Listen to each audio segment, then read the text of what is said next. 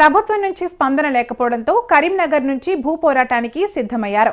తెలంగాణ ఉద్యమకారులకు ఇళ్ల స్థలాలు ఇచ్చే వరకు తమ పోరాటం కొనసాగుతుందని కవిత స్పష్టం చేశారు. ఇది కేవలం భూ పోరాటం కాదు, తెలంగాణ ఉద్యమకారుల హక్కుల కోసం చేసే ఆందోళన అని కవిత పేర్కొన్నారు.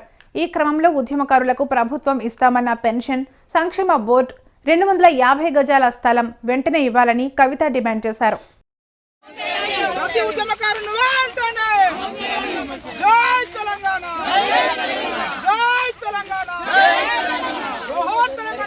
ఆలస్యమైనా సరే ఇప్పటికైనా ప్రతి జిల్లాలో ఉద్యమకారులు ఐక్యవేదికగా ఏర్పడ్డారు. ప్రతి జిల్లాలో ఉద్యమకారులు ఒక ఫోరంగా ఏర్పడ్డారు. మొత్తం రాష్ట్ర వ్యాప్తంగా కూడా అందరూ కూడా ఫోరంగా ఏర్పడి ఒక దగ్గరికి వచ్చారు. కాబట్టి ఇప్పుడు మన ఐక్యతను ప్రదర్శిద్దాం. ఈ ఐక్యతను ప్రదర్శించడం అంటే రెండో అంశాలు.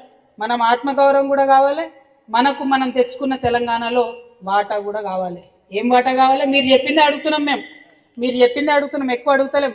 ఉద్యమకారులం 250 గజాలు ఇస్తామన్నారు, అవే ఇవ్వమంటున్నాం. పెన్షన్ ఇస్తామన్నారు, అవే ఇవ్వమంటున్నాం. సంక్షేమ బోర్డు పెడతామన్నారు, అదే పెట్టమంటున్నాం. అంతకన్నా ఒక ఇంచు కూడా ఎక్కువ మేము అడుగుతలేం.